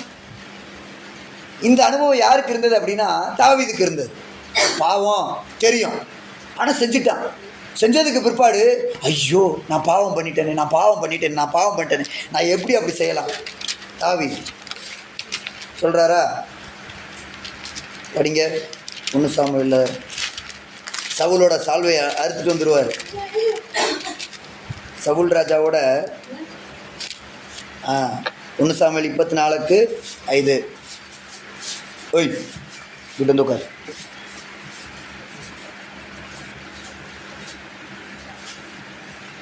ಅನಂತರದಲ್ಲಿ ಸೌಲನು ಇಲವಂಕೆಯನ್ನು ಮೂಳೆಯನ್ನು ಕತ್ತರಿಸಿದಕ್ಕಾಗಿ ಅವನ ಮನಸ್ಸಾಕ್ಷಿ ಅವನನ್ನು ಅಂಗೀಸಿತೊಡಗಿತು. பார்த்தீங்களா, சவுலோட சால்வை தொங்கலை அறுத்ததுக்கு தெரியும், தேவனுடைய மனுஷன், தேவனால் அபிஷேகம் பண்ணப்பட்டவன், இவனை நம்ம டச் பண்ணக்கூடாது, தொடக்கூடாதுங்கிறது சவுலுக்கு தெரியும். சாமுவேலுக்கு தெரியும். தெரிஞ்சும் போய் என்ன பண்ணிட்டாரு, போயிட்டு சால்வை தொங்கலை அறுத்துட்டு வந்துட்டான். இப்போ அறுத்துட்டு வந்த உடனே தாவீதுக்கு என்ன பண்ணுது, அடிக்குது. அடிச்சுட்டு அறுத்துட்டியே, பாவம் பண்ணிட்டியே, தப்பு பண்ணிட்டேன்னு சொல்லி அடிக்குது. உங்களுக்கு யாருக்காவது அடிச்சிருக்குது அப்படி? சண்டை போட்டதுக்கு பிற்பாடு இந்த அம்மா கூட போய் சண்டை போட்டேனே, இவங்கள போய் நான் இப்படி பேசிட்டேனே, அடிச்சிருக்கா யாருக்காவது மனசில்? அப்படி அடிக்கணும். ஏசப்பா உள்ளே இருந்தால் அப்படி மனசை அடிக்கணும். அதான் புறா. அங்கே தான் யார்? அங்கே தான் நம்ம புறா. அப்படி ஒரு வேதனை வரணும். ஐயோ ஏசப்பா நான் இப்படி பண்ணிட்டேனே சுவாமி, இப்படி பண்ணிட்டேனே அப்பா, இப்படி நடந்துருச்சே அப்பா, மன்னியப்பா மன்னியப்பா மன்னியப்பா. இதுதான் புறா, இதுதான் புறா. இந்த புறா என்ன செய்யாது, அசுத்தத்தின் மேலே உட்காராது. பாவம் பண்ணாலும் சவுல் மாதிரி துணிஞ்சு போகாது. நான் பேசுனதில் என்ன தப்பு இருக்குது, நான் பேசுனது கரெக்டு, நான் பண்ணது கரெக்டு, இப்படி சொல்லி இது ரூட்டில் போகாது. நம்ம ரூட்டில் போக மாட்டோம். காக்கா சொல்லும், எனக்கு வயிறு பசிது, நான் சாப்பிட்டேன், எனக்கு இருக்கிற பசி யாருக்கு தெரியும், அது காக்கா சொல்லும். ஆனால் புறா எனக்கு எவ்வளோ பசி இருந்தாலும் நான் என்ன செய்ய மாட்டேன், அது பக்கத்தில் போக மாட்டேன். அப்படி அப்படி அப்படி அது நெருங்காது. அசுத்தம் அறுவரு பக்கத்துலேயே போகாது. ஆண்டவர் நம்மை அசுத்தத்துக்கு இல்லை, தவறான காரியத்துக்கு இல்லை, பாவத்துக்கு அல்ல, எதுக்கு அழைச்சிருக்கிறார்? பரிசுத்தமான ஒரு வாழ்க்கைக்கு அழைச்சிருக்கிறார். எப்படி பரிசுத்தனாக இருக்கிறது தெரியுமா? நம்ம செய்கிற எல்லா காரியத்திலையும் பரிசுத்தராக இருக்கணுமா? நம்ம செய்கிற எல்லா காரியத்திலையும். 1 பேதுரு 1வது அதிகாரத்தில் படிங்க. நீங்கள் செய்கிற எல்லா காரியத்திலையும், நீங்கள் நடக்கிற எல்லா காரியத்திலையும் எதை வெளிப்படுத்துங்க? பரிசுத்தத்தை வெளிப்படுத்துங்க.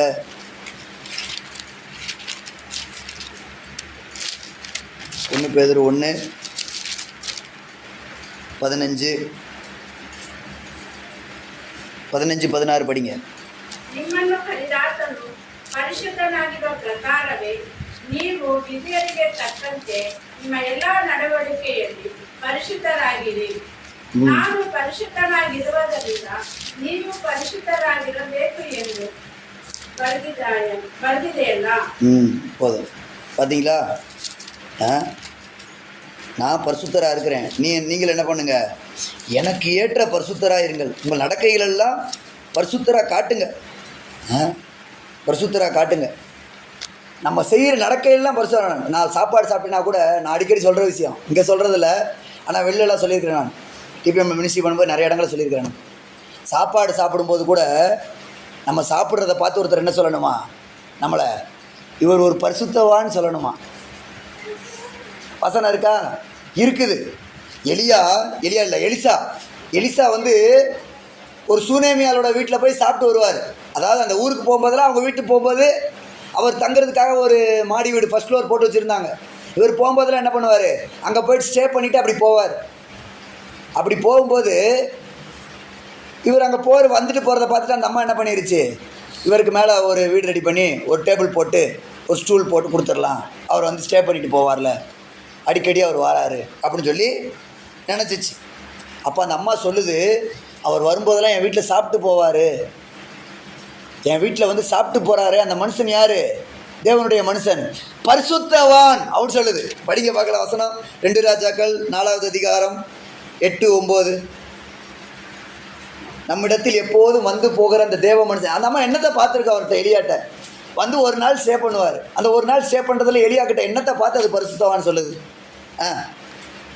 2 ராஜாக்கள் 4:8-9.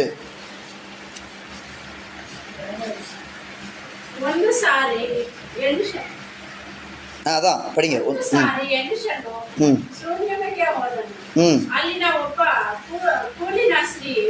ಅವನನ್ನು ತನ್ನ ಮನೆಯಲ್ಲಿ ಊಟ ಮಾಡಬೇಕೆಂದು ಒತ್ತಾಯಪಡಿಸಿದರು. ಆ ದಿನದಿಂದ ಅವನು ಆ ಮಾರ್ಗದಿಂದ போகுவாங்கல்ல ஆ மனையிலே ஊட்ட மாடுத்திட்டான். கவனிச்சிட்டீங்களா? அந்த வழியா போகும்போதெல்லாம் என்ன பண்ணுவான், அந்த வீட்டை சாப்பிட்டு போவான். இதை தான் அவ பார்த்துருக்கிறா. சரி, ஓகே. அதை பார்த்து என்ன சொல்றா பாருங்க, 9வது வசனம் படிங்க. ಆ ಸ್ತ್ರೀಯು ತನ್ನ ಗಂಡನಿಗೆ ಯಾವಾಗಲೂ ಈ ದಾರಿಯಿಂದ ಬರುತ್ತಾ ಇರುವ ಈ ಮನುಷ್ಯನು ಪರಿಶುದ್ಧನು, ದೇವರ ಮನುಷ್ಯನು ಆಗಿರ್ತಾನೆ ಎಂದು ನನಗೆ ಗೊತ್ತಾಯಿತು. என்னதை பார்த்தா அவ, அந்த ஸ்திரீ என்ன பார்த்தா, எலிசா கிட்ட வரப்பெல்லாம் போய் சாப்பிட்டுட்டு போவார் எலிசா. இதை தான் பார்த்தா. அப்போ அந்த சாப்பாட்டில் கூட உட்காந்து சாப்பிட்றதுல கூட என்னத்தை பார்த்துருக்குறா, அவர்கிட்ட பரிசுத்தத்தை பார்த்துருக்குறா, அவ்வளோ நீட்னஸை பார்த்துருக்குறா, தேவனை பார்த்துருக்குறா. அதான் சொல்கிறா, தேவனுடைய மனுஷன் ஆகிய இவர் பரிசுத்தவான்னு நான் பார்த்தேன். நான் இவர் வந்து சாப்பிட்டு போகிறார் இல்லையா, அவர் நான் பரிசுத்தவான்னு சொல்லி பார்த்தேன். அதுக்கு பிற்பாடு தான் அவர் சொல்கிறா, அவர் தங்குறதுக்காக நம்ம என்ன பண்ணலாம், ஃபஸ்ட் ஃப்ளோரில் ஒரு ரூம் போடலாம், அவருக்கு ஒரு மேஜை, ஒரு டேபிள், ஒரு ஸ்டூல் போட்டு கொடுக்கலாம் எல்லாம். அதுக்கப்புறம் பேசுகிறாங்க. போதும் கர்த்தருக்கு ஸ்தோத்திரம். அதான் இப்போ எதுக்காக இந்த வார்த்தையை சொன்ன தெரியுமா, நம்ம நடக்கையிலெல்லாம் பரிசுத்தம். உட்காந்தா, எந்திரிச்சா, போனா, வந்தா, பேசினா, நம்ம பார்த்தா, நம்ம சாப்பிட்டா, நம்ம கேட்குறதுல எல்லாத்துலேயுமே என்ன பண்ணால் வரும். அதுக்கு தான் நம்மளை ஆண்டவர் அழைச்சிருக்கிறாராம். பேதுரு அப்படி தானே சொல்கிறார். 1 பேதுரு 1வது அதிகாரம் 15-16 என்ன படிக்கிறோம், உங்களை அழைத்தவர் பரிசுத்தராக இருக்கிறது போல நீங்களும் உங்கள் நடக்கைகள் எல்லாவற்றிலும் பரிசுத்தராக இருங்கள், நான் பரிசுத்தர் ஆகையால் நீங்களும் பரிசுத்தராக இருங்கள் என்று எழுதியிருக்கிறதே.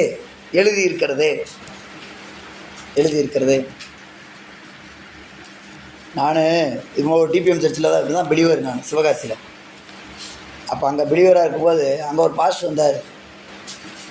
அங்கெல்லாம் காம்பவுண்ட் வால் ஃபுல்லாக என்ன பண்ணியிருப்பாங்கன்னா வசனம் எழுதி போட்டிருப்பாங்க. சர்ச்சுக்குள்ளே சுற்றி காம்பவுண்ட் வால் இருக்கும். காம்பவுண்ட் வாலில் ஃபுல்லாக வசனம் எழுதி போட்டிருப்பாங்க.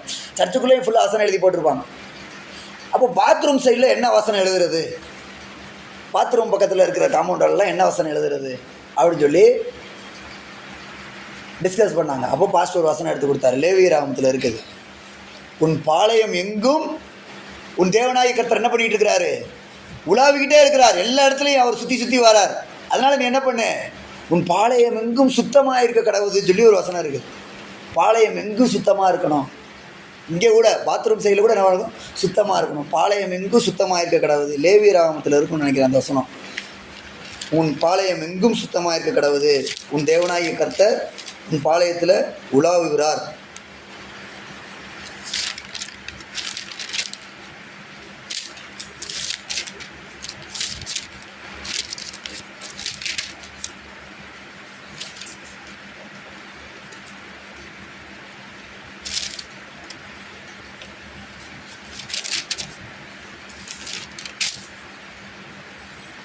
அப்போ அந்த புறாவினுடைய ஒரு சுபாவம் அசுத்தத்தை வெறுக்கும், அசுத்தத்தில் ஸ்டே பண்ணாது, உட்காராது. இதே மாதிரி தான் என்னாச்சு சிம்சோன். ஃபஸ்ட் சவுல் சொன்னா, அடுத்து சிம்சோன் நல்லா இருந்தார், நல்ல ஒரு வாழ்க்கை, தேவ ஆவியினால் நிரப்பப்பட்ட ஒரு மனுஷன், நல்லா இருந்தார். ஆனால் ஒன்ஸ் போய் என்ன பண்ணிட்டாரு, அந்த பொண்ணோட மடியில் படுத்தப்ப அவள் கேட்ட ஆன்சருக்கு தன்னுடைய இருதயத்தில் இருக்கிறத அவர் சொல்லிட்டார். அப்படி சொல்லி தான் போட்டிருக்கு. நமக்கு அங்கே சப்ஜெக்டில் அதான் தேவை. அவர் மடியில் படுத்ததில் விஷயம் கிடையாது. எது தப்பு இருதயத்தில் இருக்கிறத அங்கே வெளிப்படுத்தினார். அதுக்கு தான் அங்கே மடியில் படுக்க வச்சது. அதுதான் அவருக்கு வச்ச ட்ராப்பே. நியாயாதிபதிகளில் படிக்கிறோம் சிம்சோனை குறித்து. நியாயாதிபதிகள் 16வது அதிகாரம் 17வது வசனம். தன் இருதயத்தை அவளுக்கு வெளிப்படுத்தினான்.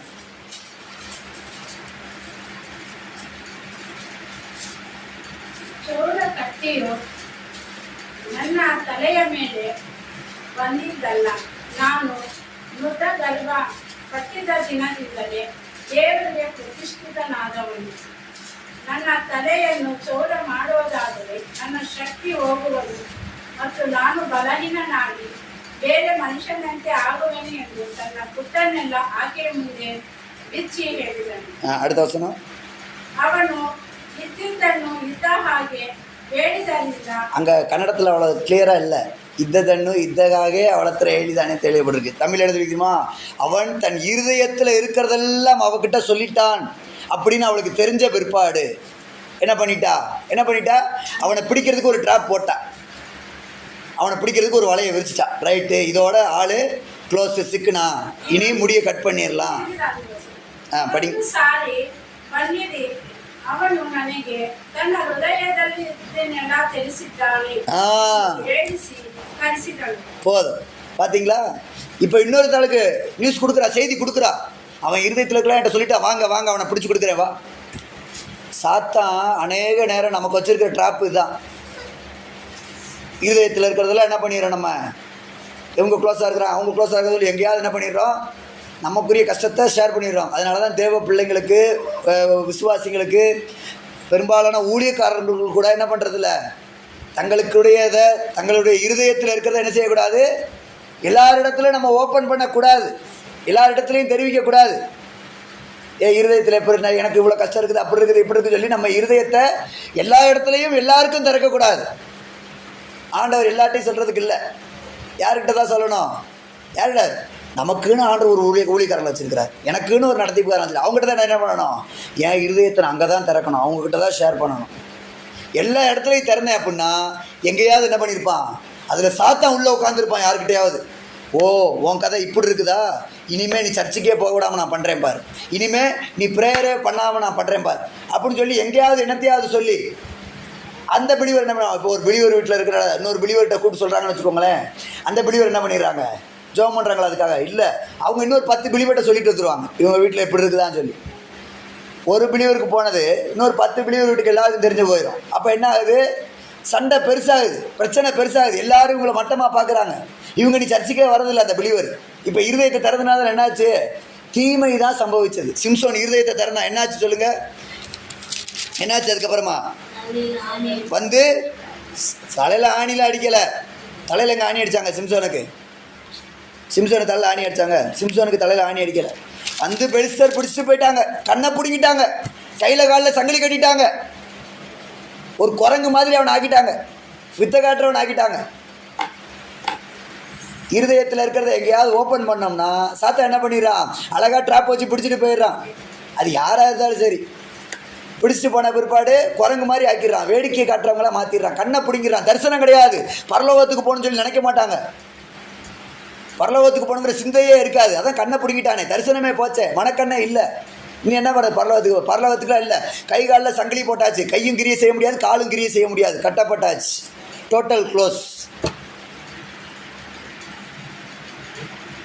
அவ்வளோ நாள் புறாவாக இருந்த சிம்சோன் அன்னைக்கு என்ன பண்ணிட்டாரு, இருதயத்தில் இருக்கிறதெல்லாம் சொல்லி ஒரு காக்காவாக மாறிட்டார். போச்சு, வாழ்க்கை போச்சு. இருதயத்தில் இருக்கிறது, நம்ம இருதயம் யாருக்கு மட்டும்தான் திறக்கணும், யாருக்கு திறக்கணும், ஏசப்பாவுக்கு மட்டும்தான் திறக்கணும். அன்னாள் பாருங்கள், அன்னாள் 1 சாமுவேல் 1வது அதிகாரம். அன்னாள், அவளுக்கு ஒரு ஹஸ்பண்ட் இருந்தான், இன்னொரு சக்காலத்தி அவங்களும் இருந்தாங்க.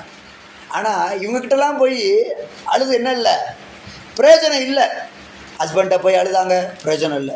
சக்காலத்திட்டே அழுதாங்க, பிரயோஜனம் இல்லை. கடைசியில் எங்கே வந்து அழுதாங்க, எங்கே வந்து அழுதாங்க, கர்த்தருடைய சந்நிதியில் வந்து அழுதாங்க.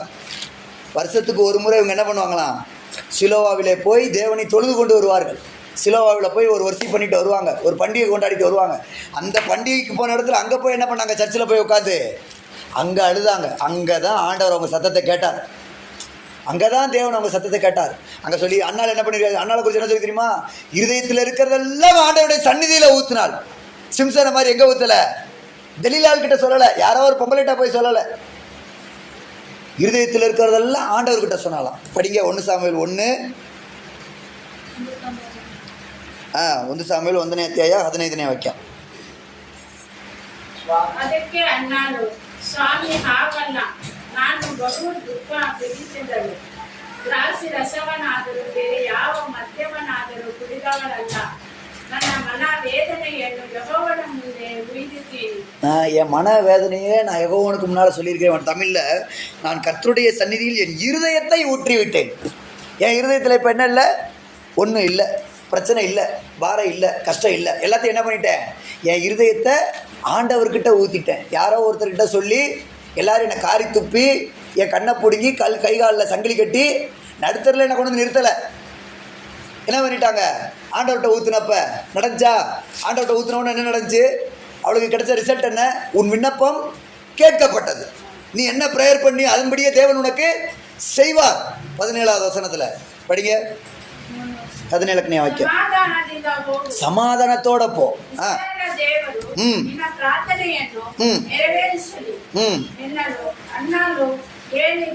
பார்த்தீங்களா, போதும் போதும். இங்கே என்ன ரிசல்ட்டு, சிம்சோனுக்கு என்ன ரிசல்ட்டு பார்த்துக்கோங்க. சிம்சோனுக்கு என்ன ஆச்சு, இங்கே அண்ணாளுக்கு என்ன ஆச்சு, இருதயத்தை திறந்த இடத்துல. புறா பாருங்கள், புறானா இப்படி தான் இருக்க வேணும். இருதயத்தை எங்கே திறக்கணும், ஏசப்பாக்கிட்ட தான் திறக்கணும். அங்கே தான் நம்ம ஏசப்பாக்கிட்ட தான் நம்ம இருதயத்தை ஊற்றணும். ஊற்றக்கூடிய இடம் இதுதான், தேவ சமூகம், தேவனுடைய இடம். அது இங்கேயா இருந்தாலும் சரி, வீடாக இருந்தாலும் சரி, அதை என்னவா மாற்றிடணும், தேவ சமூகமாக மாற்றிடணும். நம்ம வீட்டில் கூட ப்ரேயர் பண்ணால் யாரோட பாதத்தில் உட்காரோம், ஏசப்பாவோட பாதத்தில் உட்காரோம். அங்கே இருதயத்தை ஊற்றணும். நம்ம மனுஷர்கிட்ட இருதயத்தை ஊற்றி பிரயோஜனம் இல்லை. இல்லைன்னா யார்கிட்ட இருக்கணும், நமக்குன்னு ஊழியக்காரர்கள் வச்சுருக்கிறார் சாமி, அவங்கக்கிட்ட நம்முடைய இருதயத்தை ஓப்பன் பண்ண வேணும், ஓப்பன் பண்ண வேணும். அங்கே ஆண்டவர் என்ன செய்கிறார், நமக்கு கிரியை செய்கிறார். அவங்க மூலமாகவும் பேசுகிறார், ஊழியக்காரங்க மூலமாக பேசுகிறார். ஆண்டோடைய சமூகத்தில் வந்து இருதயத்தை துக்கும்போது தேவன் நம்மக்கிட்ட வாக்கியம் மூலமாக டைரெக்டாகவும் பேசுகிறார். கர்த்தருக்கு ஸ்தோத்திரம். இதெல்லாம் புறாவினுடைய எத்தனாவது சுபாவம், அதில் இது எத்தனாவது சுபாவம், இன்றைக்கி பார்த்தது 5வது சுபாவம். புறாவோட 5வது கேரக்டர் என்னது, அசுத்தத்தில் உட்காராது, பாவத்தை விரும்பி செய்யாது, பாவம்னு தெரிஞ்சு அங்கே போய் ஸ்டே பண்ணாது. அப்படி ஒரு வேளை நம்ம போயிருந்தோம் அப்படின்னா, இது நம்ம இருக்கிறது என்ன காலம், கிருபையின் காலம். அன்னைக்கு எடுக்கிற மாதிரி ஆண்டவர் ஸ்ட்ரிக்டாக இருந்திருந்தார் அப்படின்னா, ஒரு சண்டே சர்வீஸை விட்டதுக்கு ஒரு பிலிவர் என்ன செஞ்சிடணும், செத்து போயிடணும். அன்னைக்கு இருந்த மாதிரி இன்றைக்கி இருந்திருந்தாருன்னா. ஆனால் என்ன இல்லை, சாமி அப்படி இல்லை. அன்னைக்கு இருந்த மாதிரி இன்றைக்கி இருந்திருந்தாருன்னா இன்றைக்கி அவ்வளோதான், சபையில் பிலிவர்ஸே இருக்க மாட்டாங்க. ஏன்னா நம்ம பிலிவர்ஸ் என்ன பண்ணிடுறாங்க, ஷிஃப்ட் போட்டு வந்துக்கிட்டு இருக்கிறாங்க. இந்த வாரம் நீப்போ, அடுத்த வாரம் நான் சொல்லி மாற்றி மாற்றி ஷிஃப்ட் போட்டு வந்துட்டு இருக்கிறாங்க. அப்புறம் ஒரு வாரம் வந்துட்டு அந்த வாரம் பிலிவர் வரலாம், என்ன பண்ணுறது, அந்த வாரம் நம்ம தான் அடக்காரந்தனைக்கு தான் போகணும். அவங்க இறந்து போயிட்டாங்கன்னு சொல்லி. ஏன்னா அன்னைக்கு சண்டே ஆண்டவரை தேடலை அப்படின்னா சாமி என்ன பண்ணார், கல்லெறிஞ்சு கொன்றுன்னு சொல்லிட்டார். அப்படி ஒரு கட்டளை கொடுத்துருந்தார். அதை ஜனங்க ஷார்ப்பாக பின்பற்றிட்டு தான் வந்தாங்க. சண்டே ஒருத்தர் போய் விறகு வெட்டுறானா, தூக்கி கொண்டு வந்து நிப்பாட்டி ஊரில் இருக்கிற எல்லாரும் சேர்ந்து கல்லெறிஞ்சு அவனை ஒரு ஜல்லி ஆக்கிட்டாங்க, கல் குமிச்சு வச்சுட்டாங்க. அவ்வளோதான், கல் குமியெலாம் மாற்றிட்டாங்க, முடிஞ்சு போச்சு அவன் கதை. அடுத்த சண்டைக்கு ஒருத்தன் வரலையா, அடுத்து ஒரு ஆத்மா காலி. அடுத்த சண்டைக்கு ஒருத்தன் வரலையா, அந்த ஆத்மாவும் காலி. அவன் ஃபேமிலியவே கொண்டு வந்து நிப்பாட்டி காலி பண்ணாங்க. இன்றைக்கி அப்படியா இருக்குது, இன்றைக்கி ஆண்டவர் அப்படி இல்லை. இதை என்ன செஞ்சிடக்கூடாது, இதை ஒரு பெனிஃபிட்டாக எடுத்துக்கிட்டு பரவாயில்லையே, அன்னைக்கு ஆண்டவர் தான் அப்படி இல்லை, இன்றைக்கி கிருபையாக இருக்கிறாரு, இரக்கமாக இருக்கிறாரு சொல்லி இதை ஒரு சாக்காக எடுத்துக்கிட்டு, இதை ஒரு பெனிஃபிட்டாக எடுத்துக்கிட்டு நம்ம அலட்சியம் பண்ணி ஆண்டவருக்கு விரோதமாக அப்படியே ஆப்போசிட்லேயே போய்கிட்டு இருந்தோம்னா, அதுக்கு தான் சாமியா சங்கீதம் 50:21 சொல்லி வச்சுருக்காரு. என்ன சொல்லி வச்சுருக்கார், நான் அப்படியே சைலண்ட்டாக இருப்பேன்னு சொல்லி நீங்கள் நினைக்க வேண்டாம். ஒரு நாள் உன்னுடைய பாவத்தை எடுத்து உனக்கு முன்னாலேயே நான் எடுத்து நிப்பாட்டுவேன். அதுதான் நியாய தீர்ப்பு. அன்னைக்கு தான் நமக்கு நியாயத்தீர்ப்பு. ஆனால் நம்ம இப்போ இருக்கிறது கிருபையின் காலம். ஆண்டவர் கிருபையாக இருக்கிறார், இரக்கமாக இருக்கிறார். அப்போ இந்த நாட்களில் பாவம் எவ்வளோ பெருகி இருக்குதோ அதை பார்க்கலாம் அதிகமாக. இப்போ பாவம் எவ்வளோ தூரத்துக்கு பெருகி இருக்குது, நிறைய இருக்குது அப்படின்னா கிருபை எவ்வளோ இருக்குதா? கிருபை இவ்வளோ பெருகி இருக்குதுன்னு சொல்லி தான் வசனத்தில் படிக்கிறோம். படிங்க அந்த வசனத்தை, ரோமர் 5வது அதிகாரம் கடைசி வசனம். பாவம் எவ்வளோ பெருகி இருக்குதோ அதை பார்க்கலாம் அதிகமாக கிருபை பெருகி இருக்கிறது. இந்த ஒரு வசனத்தை படித்து நம்ம ஜெபம் பண்ணலாம், முடிக்கலாம், டைம் ஆயிடுச்சு. ரோமர் 5